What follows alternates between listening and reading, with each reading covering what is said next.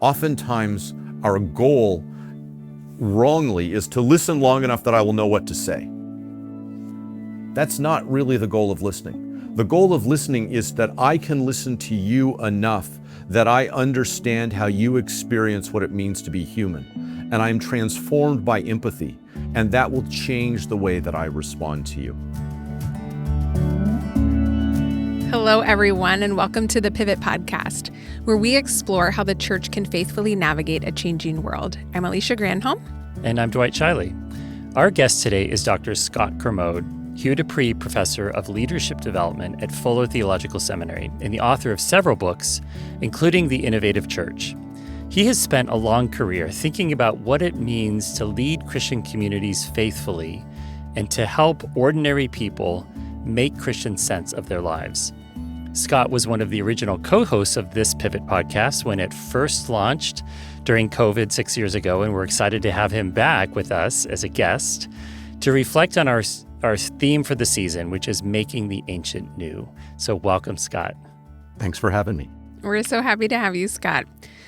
Scott, your work focuses on the need to remain committed to the unchanging gospel in an ever-changing world. And you've shared that the church as we know it today is calibrated for a different social and cultural situation than we currently find ourselves in. Could you share more about that? Sure. The opening line of the book is, "The church as we know it is calibrated for a world that no longer exists."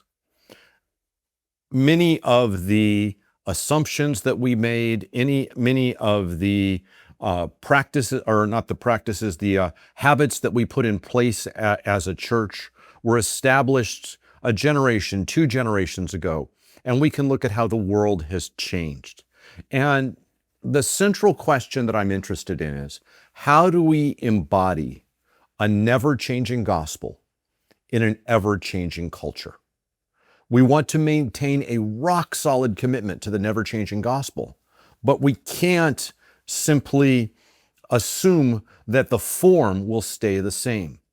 And the image that I have is that we need to develop a kind of agility that allows us to reinvent ourselves in front of whatever the new thing that is happening. I'll give you an example.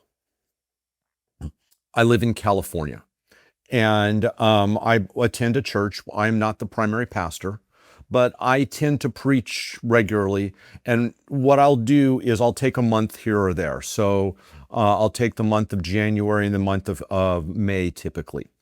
And in January 26th, just the one that just happened, I was asked to preach.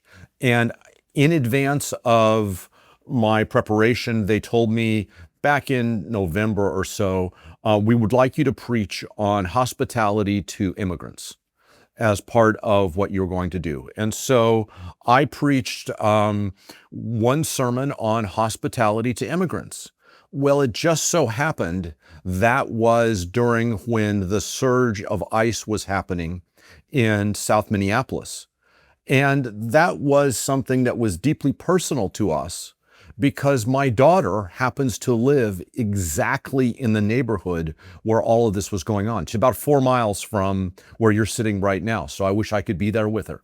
But my congregation knew, on the one hand, that this was a national question. But on the other hand, the fact that I could tell them stories about what was happening with her made it a very local kind of a thing because she grew up in that church. They all know her.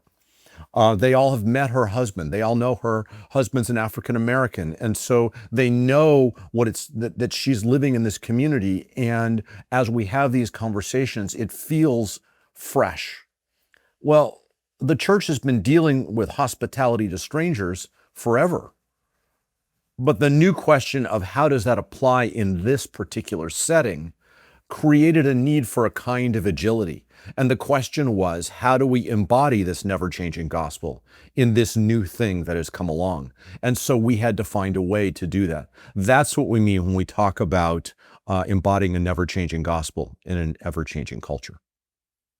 So you've written in your books quite a bit about how Christian leadership is not so much primarily about administration or even just kind of pastorally taking care of people, but interpretation, theological interpretation, helping people kind of make sense of their experience, live their lives through the lens of the gospel. And so say more about what that looks like, particularly around this question of how do you make the never-changing gospel speak or get enfleshed, if you will, in the life of a community in an ever-changing world? Sure. Let me answer. There's a couple of pieces to that question, so let me answer in some parts. First, let me talk about what I mean when I say Christian leadership. I would argue that Christian leaders don't have followers. Jesus has followers, but they don't follow us. They follow Jesus. What we have is people entrusted to our care. They belong first and foremost to Jesus. So what exactly is the job of Christian leadership? Well, I look to Scripture for that. And the passage that means the most to me is, when we think about Christian leadership, is 1 Corinthians 3:6. It says, Paul planted, Apollos watered, but God gave the increase. And of the three characters in this story, we can all agree that God is the most important one. And what it does is it shows that God is the one doing the primary work that we call Christian leadership, but that we still have a task. This task is planting and watering. And when I think about planting and watering, I think about my grandfather. My grandfather was what the Bible would call a steward. He was he ran a 140-acre citrus ranch here in California that was owned by an absentee landlord. And his job was to make his trees grow in exactly the same way that his pastor's job is to make their congregation grow. But could my grandfather really produce fruit? No, he could not. In the same way that a pastor can't really produce fruit. But what could my grandfather do? He spent his days planting and watering. He spent his days creating environment conducive to growth. And then he handed his trees over to God. In the same way, we as pastors, we as people who are leading in Jesus' name, we plant and water. We create an environment conducive to growth, and then we hand our people over to God. And so everything that I'll say here about Christian leadership is very much in the context of what does it look like to create an environment conducive to growth so that we can then hand over our people to God. And you talked about a Christian idea of calling. That's a Christian practice. We call it vocation. I would argue that Christian vocation is defined by the people entrusted to our care. Oftentimes people want to define vocation as where my gifts meet the world's needs, or it's about my passions or my gifts it's not about me. It is about the people entrusted to my care. I'll give you an analogy. God gave me daughters. I live in a family of girls. I have 2 daughters and a wife, and I happen to have a passion for basketball. I play basketball still to this day as an old man, and I happened to marry a woman who was 5'10" and the shortest person in her family, and this was going to be great for me. When my daughters came along, I was going to teach them basketball. But then something happened. When they were about 3 years old, they looked at mommy and they looked at daddy and they said, Mommy's way more interesting. We're going to be like her. Now, if my boys or my daughters had chosen my route, my wife would have had to learn about basketball. But instead, I have had to learn about the things that interest them. So I can tell you about knitting, and I can tell you about cooking, and I can tell you now about bird watching in Minnesota, because my daughter, when she moved to Minneapolis, joined some group called the Kestrels, and they go bird watching. When my daughter is a physicist, she works for 3M. When she went off to do her PhD in physics, I would spend Tuesday nights watching YouTube videos on physics so that I could have conversations with her. I didn't do that because I have a passion for physics. I did that because I have a passion for the person entrusted to my care, for my daughter. So you asked, what is vocation? Vocation is to have a people entrusted to your care and to become who those people need you to be, even and especially if it's not exactly who you thought you signed up to be. In the same exact way that because God gave me daughters who happen to be interested in things like cooking and knitting and bird watching and physics, that's what I have become. So that's my answer, the people entrusted to your care. In a similar way, I am learning a lot these days about Transformers and Pokemon because I have 2 boys, and one of whom is obsessed with Transformers. So last night, the latest model arrived, and we were there reading the manual of how to transform it, in my mind, without breaking it. That's always my fears. I don't want to break this. Scott, we've seen a number of indications that there is a real hunger, perhaps growing, some might argue, for spiritual depth right now, even among people who've kept their distance from the church. What are you making of that? And what does it ask of a pastor or a church leader who's trying to meet them where they're at? So my take on this is that everyone has a longing for some way to make spiritual sense of their lives. And I use this phrase a lot, making spiritual sense. I think that is what the calling of a Christian leader is. That much of the New Testament, for example, is simply letters back and forth between a leader and a people where they have questions and the leader is making spiritual sense of things like, what do we do about meat sacrificed to idols? Or what do we do about the fact that we have some widows are receiving food and some widows are not? How do we fix that problem? Over and over again, it requires making spiritual sense. And so I think that is the primary responsibility and the hunger that people have. But the obvious question then becomes, how do we go about that? And when I was in seminary, one of the things that they would regularly do whenever we had a question is they would say, here are 3 easy steps to solving whatever problem. And it was very reassuring, but it was very static. And the first question you asked about was, one of the answers we talked about was how we need agility for problems we can't see coming. I mean, at no point did I ever prepare any of my seminary students for this coming pandemic that we all knew was happening. It came as a surprise to me, and it came as a surprise to them. But I had to prepare them for something they didn't see coming. And the way that you can prepare people for what we don't see coming is instead of giving leaders answers, we give leaders questions. So I've produced 5 questions that I think that every leader can ask in any kind of a setting, and that will help them figure out how to respond to that spiritual hunger that you're talking about. The first question is, who are the people entrusted to your care? Again, we don't have followers, we have people entrusted to your care. You're not responsible for everything. My grandfather wasn't responsible for everybody's farm, but he had his trees. So who are the people entrusted to your care? And the second question is, what are their longings and losses? How do they experience what it means to be human? There are times that it is glorious to be human, that falling in love is a glorious thing. And you could pick any culture in any time, and the human experience of falling in love is a glorious thing. That's something about what it means to be human. But there are also losses. Losing a loved one, for example, is a loss, whether it's in my time and place or in somebody else's time and place.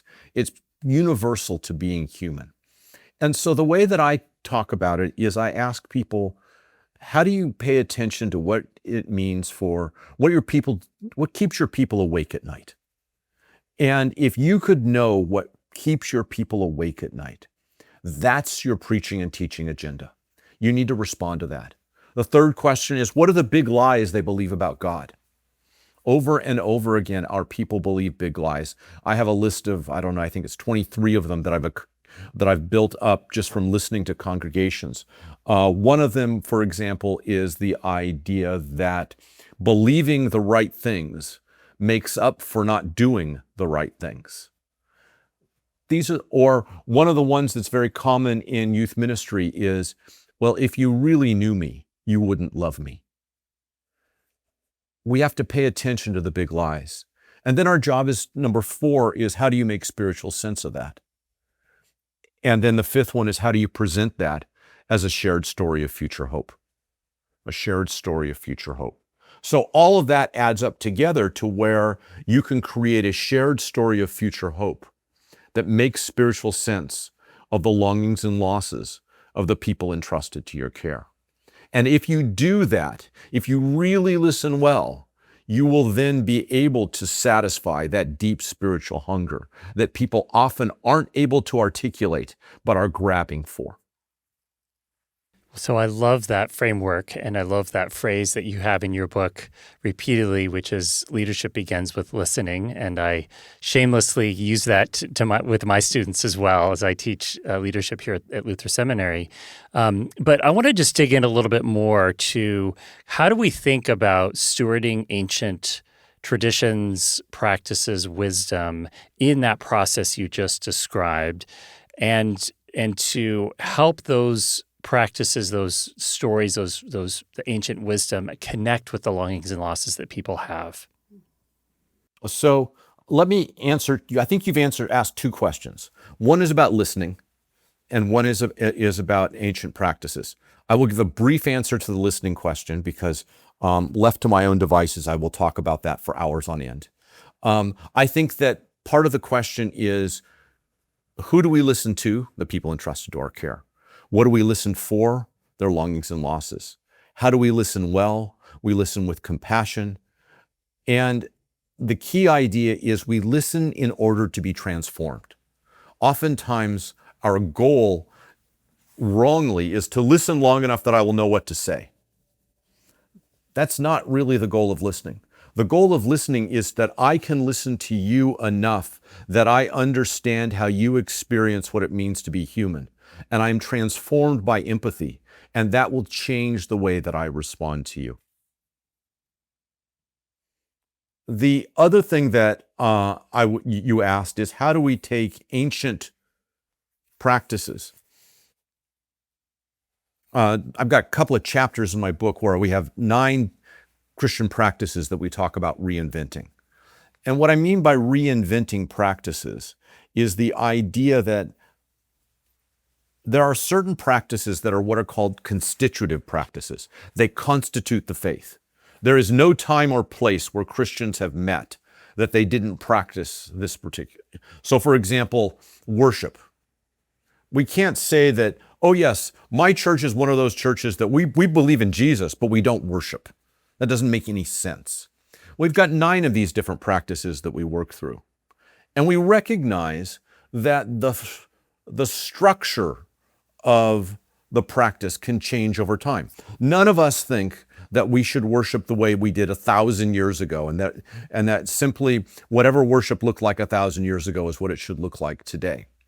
There was a time and a place where introducing this new innovation of organ music into the church was deeply controversial. And then there was a time when introducing guitars was deeply controversial. The structure can change, but the goal is still to praise and glorify God. So I think what we need to do is reinvent Christian practices. And let me give you an example of a reinvented practice. My wife was diagnosed about 18 years ago with very serious cancer. And it changed the way that I pray. I had to reinvent my understanding of prayer. Because if I was really being honest, sometimes I had a big lie that I believed that, well, if I could pray just the right way, I could obligate God to do whatever I wanted God to do. That's not a good understanding of prayer. And sometimes I had a big lie in my head that was, well, prayer is just self-talk. And it's just about me. God's going to do whatever God's going to do. That's not an adequate understanding of prayer either. Well, what is? What I came to realize is that for me, prayer is offering up with fear and trembling the thing that matters most to us and handing it to God. And what I came to do when my wife was going through her chemo was every day when I would get to the point where I was finally alone, which was usually in my car on the way to work. So my prayer was while commuting. And what I would do is I would say, God, I don't want to have to trust you. If there was a way that I could guarantee that Jeannie would be well, I would take this away from you and I would do it myself. But there is no way that I can guarantee that. And so because I have no choice but to trust you, then I choose to trust you. And I understand the irony of saying, because I have no choice, I choose to trust you. But I would say, because I have no choice, I choose to trust you. And with fear and trembling, I hand you over to God and hand you, Jeannie, over to you. And as I was driving, I would literally take my hands and lift them up like I'm handing my wife over to him. That is how I came to understand prayer, because of the demands of the life in which we lead. So I've got 9 of these different practices that we could talk together about. Maybe we can give it another example later on. Thanks for sharing that, Scott. Scott, can you share a story about innovation and Christian innovation as it plays out in local ministry contexts that you've seen? So this is a perfect example of how to talk about one of those practices. One of those practices that is embedded in Scripture is the practice of lament. 50% of the Psalms are Psalms of praise, 40% of the Psalms are Psalms of lament. And part of what we teach is that I want to be able to talk to God the way the Psalms talk to God. And if I were in charge of all Christian worship, and it's clear to me I'm not, but if I were in charge of all Christian worship, I would say that every worship service should have a time of praise, because we should rejoice with those who rejoice. And every time of worship should have a time of lament, because we should lament with those who lament, or weep with those who weep. And so you want an example. There was a pastor who came to the Fuller Youth Institute, who we were teaching about lament. And she ministered mostly to middle schoolers. And she recognized that they were anxious, busy, and stressed. And that one of the things that we teach is the message of the Psalms of Lament is that God can handle your honesty, even and especially if you are angry at God. Over and over, the Psalms of Lament give us language to say the kinds of things that when we read you can't say that to God. Well, except it's in Scripture, so I guess you can. And if anybody feels the angst of anger, it's middle schoolers, especially middle school boys, who this youth group happened to have a lot of middle school boys. And so she wanted to find a way to teach lament to middle schoolers. But that's a pretty sophisticated thing. So here's what we did together. She put together almost like Mad Libs. I don't know if you know what Mad Libs are in elementary school, but you fill in the blank. And so each time they got together, what they would do as a community is she would give them a little sheet, and it would say, number 1, the first sentence would say, God, I don't understand blank, and let them fill in whatever they wanted. Number 2, God, please fix blank. Number 3, God, I will trust you with my future even if blank. And then number 4, God, I will praise you even when blank. And they would write these out. And they did that week after week. Well, at one point, the parents noticed a difference. And they came and said, what's going on? My kid's at a different place in their relationship with God. And so they taught them a little about this. And the parents said, we want a piece of this. And so they had a training that evening where the middle schoolers trained their parents in how to lament. Well, the word got out and the congregation said, we want a piece. And they ended up doing that kind of training for the entire congregation, led by the middle school boys. That's an example of what it means to take a practice like Lament and to reinvent it and to shape a whole congregation. So I love that story. And, I just want to step back with you and think about kind of just the last several generations of American church history. And, we had a lot of congregations leading up into the 70s and 80s that were very traditional in terms of their liturgy and their style of worship and all of that. And then we had the seeker-sensitive movement in the 80s and 90s and a lot of contemporary worship and a stripping out of a lot of elements of liturgy and kind of more traditional, practice kinds of things in order to respond to particularly baby boomers who maybe grew up in a kind of, traditional form of church that just didn't speak to them. It wasn't speaking contemporary language. Now we seem to be seeing a little bit more of a turn of interest in classical spiritual practices, liturgy in some places, Gen Z folks wanting kind of very traditional forms of church sometimes. What do you make of all of that? And how do you think about kind of that opportunity to take these, to steward these ancient things, but also to make them accessible to people in a contemporary space? There is something I love about the movement, and there's something that worries me about the movement. What I love about the movement is that it brings, I think the gospel is God's response to the human condition. And we have generations of wisdom that are loaded up in those practices and those prayers. And bringing in those generations of wisdom about the human condition is wonderful. The thing that worries me is sometimes the ancient language becomes precious, and we want to use the ancient language. I actually think the most important part of it is not the language itself, but the longing, the loss, the hunger that it responds to. Part of the reason that those prayers, part of the reason those practices are so important is because they respond to something that is deep in the human condition. And so I've seen churches that feel like they are debating, should we use contemporary language or should we use ancient practices? Well, why can't we just use the ancient practices in very contemporary language? There is a moment that a church gains credibility. And when it's when the pastor can speak something that resonates in the heart of people, that describes the dilemma, not the answer. We think that having the answer is the thing. I remember when I was in seminary, and there was a pastor who I regularly heard preach, and she would start every sermon with, "Do you know what it's like when?" And then she would describe in maybe a sentence or two something about why it was hard to be human.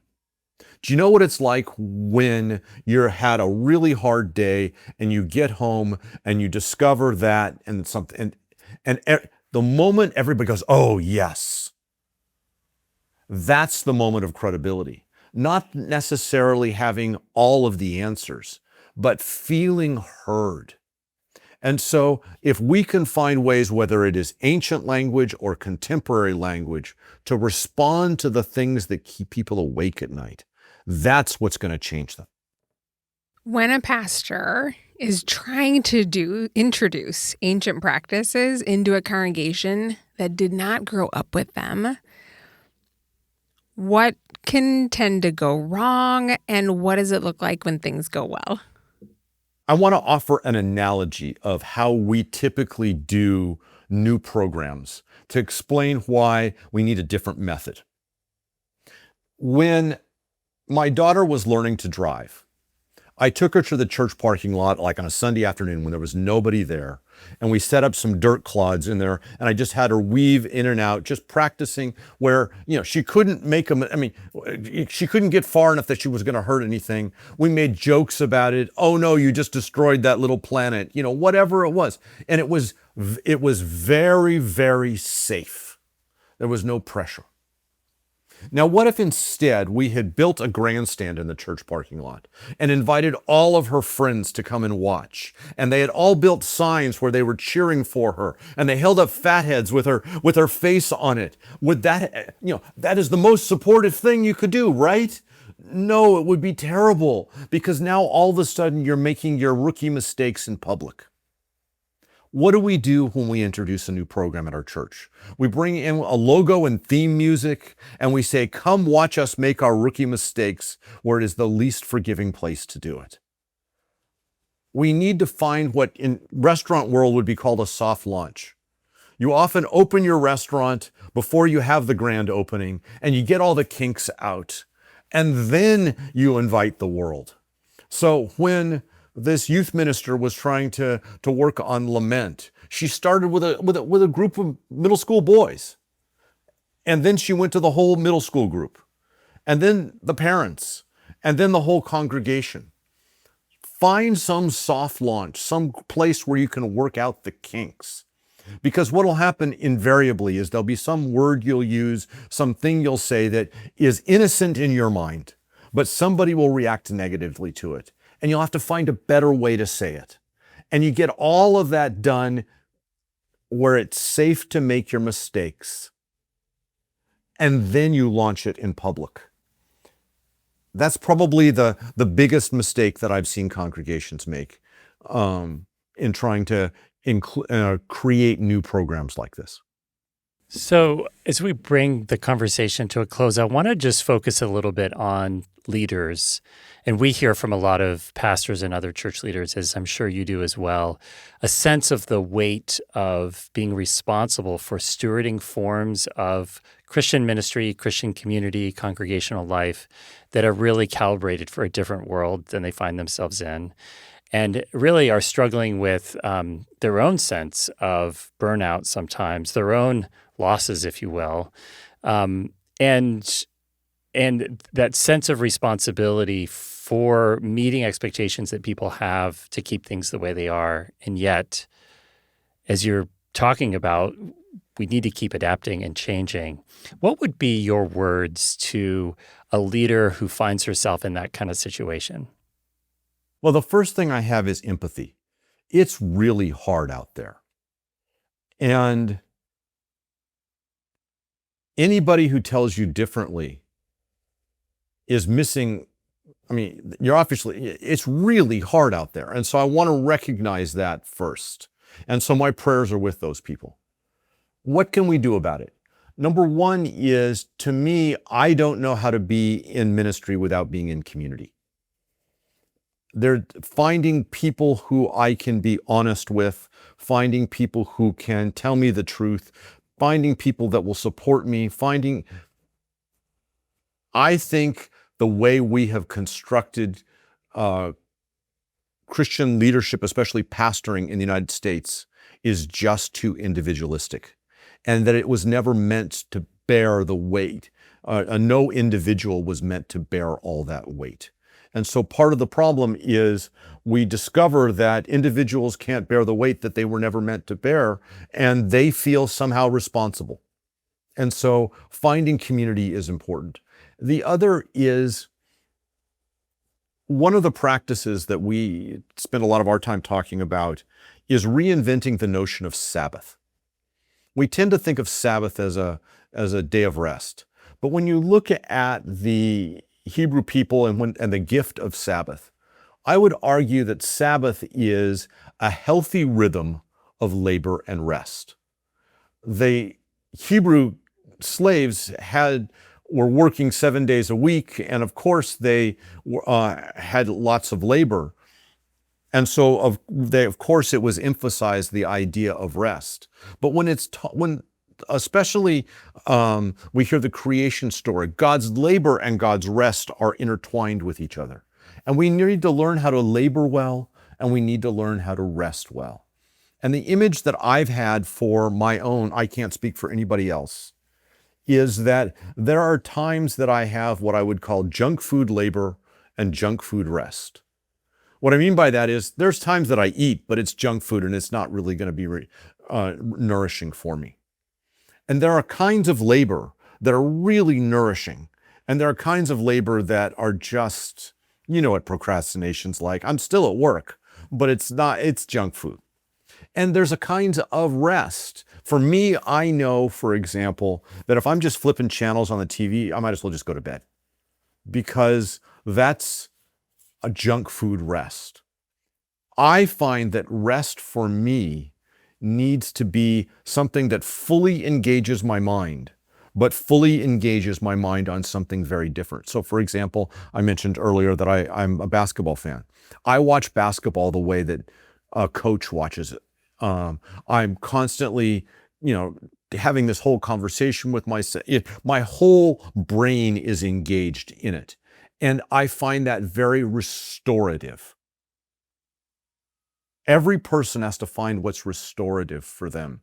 And so for me, I would respond with empathy. I would respond by talking about we can't have an individualistic understanding of ministry. And I would respond with building healthy rhythms of labor and rest.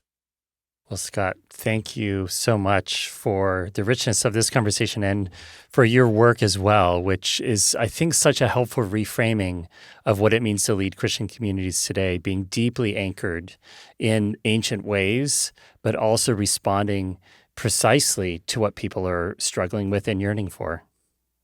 Well, thanks for having me. And to our audience, thank you for joining us on this episode of Pivot. Email us questions at pivot@faithlead.org. And to help spread the word about Pivot, please like and subscribe if you're catching us on YouTube. Leave a review on your podcast platform or share Pivot with a friend. We'll see you next week. The Pivot Podcast is a production of Luther Seminary's Faith+Lead. Faith+Lead is an ecosystem of theological resources and training designed to equip Christian disciples and leaders to follow God into a faithful future. Learn more at faithlead.org.